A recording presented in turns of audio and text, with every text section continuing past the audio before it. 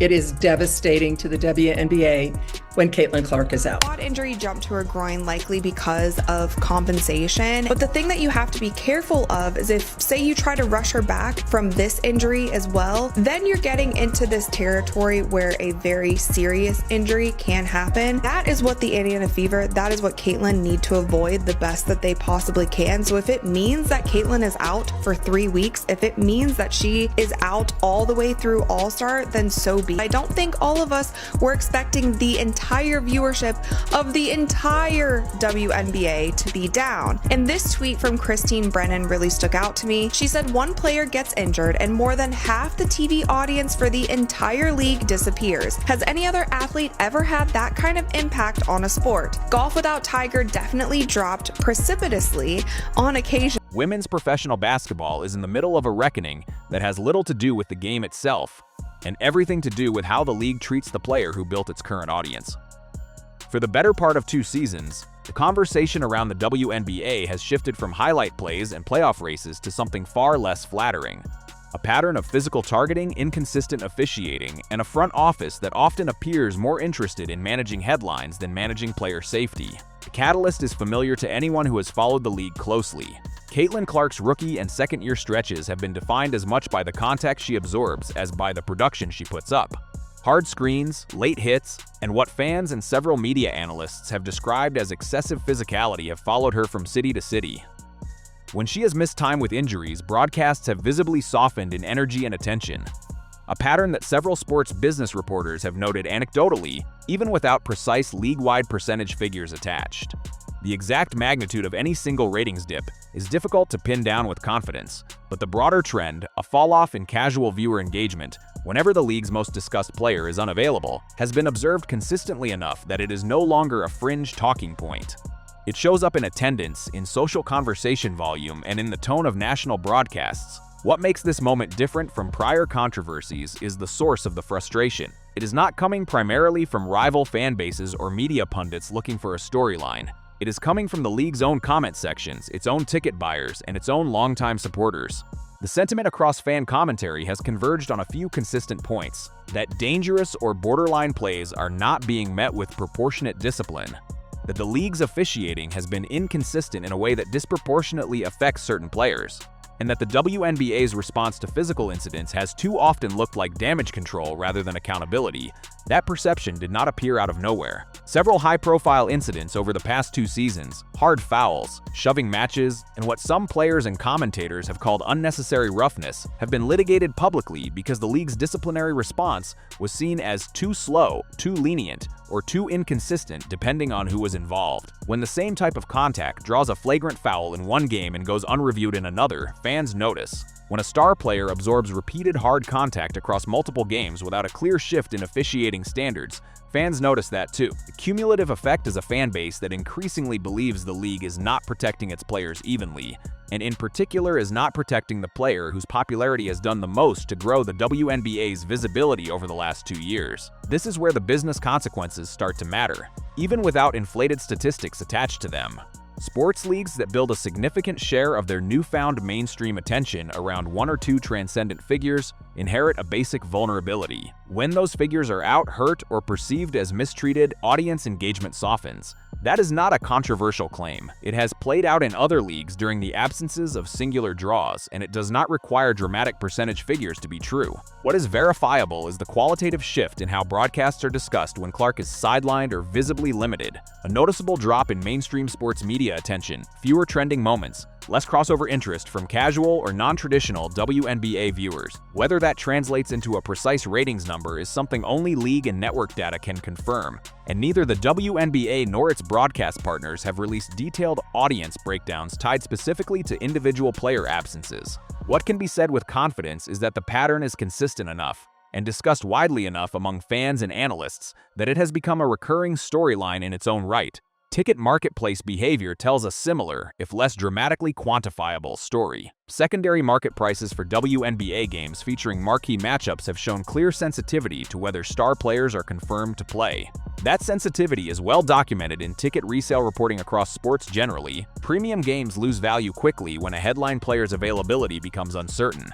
A Applying exact dollar figures to specific WNBA games without a source ticket marketplace report would be speculative, but the underlying mechanism, that game day value is closely tied to star availability, is an established pattern across professional sports and is consistent with what has been reported anecdotally around WNBA road games this season. The frustration boiling over in fan comment sections is less about any single statistic and more about a cumulative sense of mismanagement.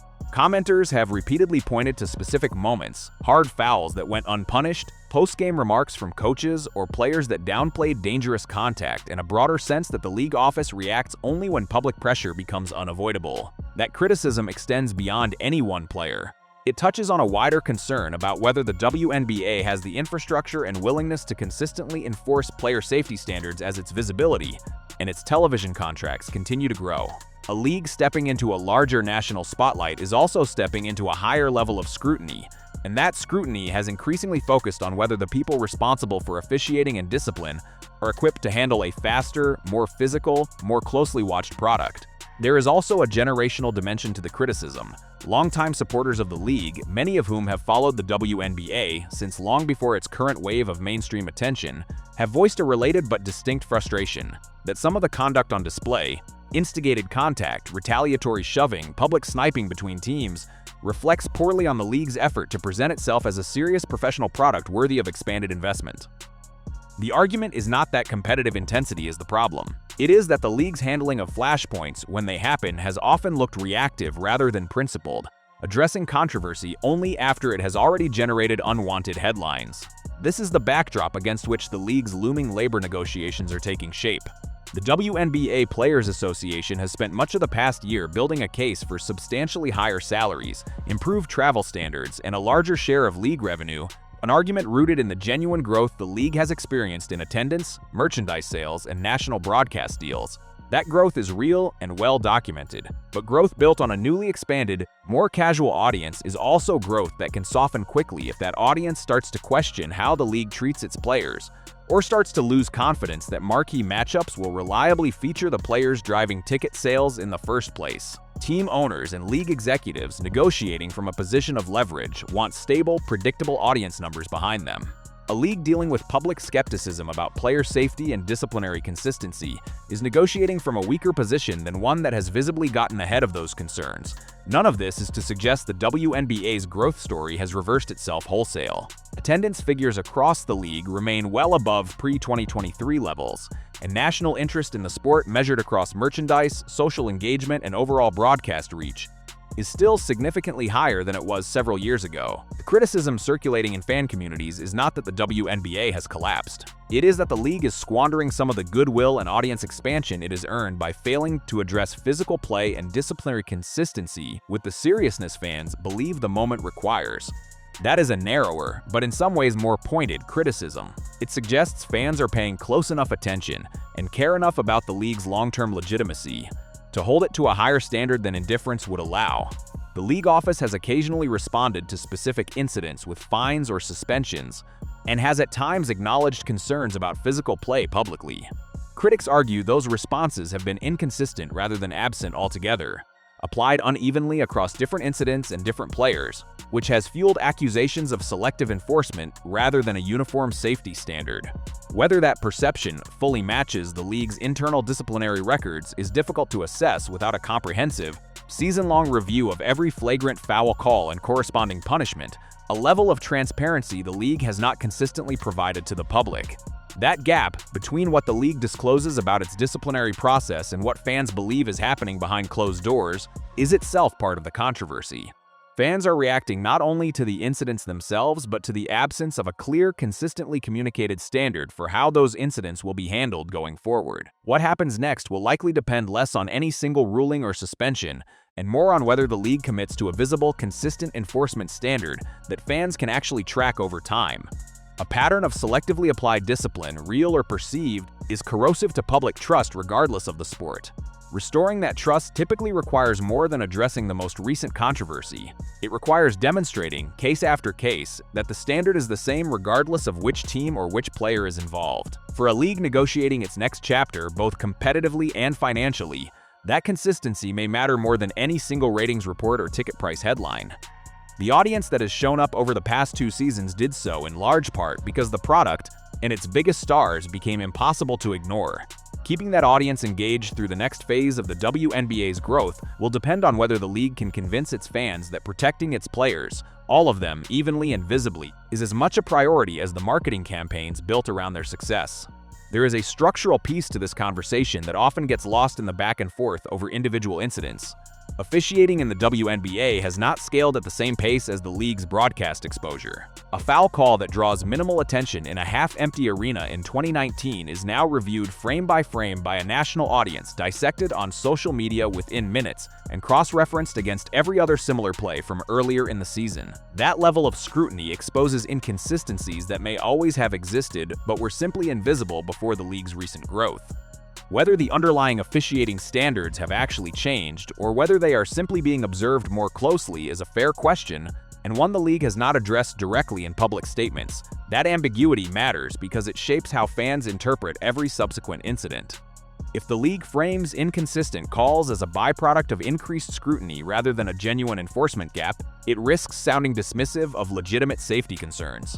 If it acknowledges a real gap in enforcement standards, it invites further scrutiny of past incidents that were not punished as severely. Neither option is comfortable, which may explain why the league's public communication on this issue has remained largely reactive rather than proactive.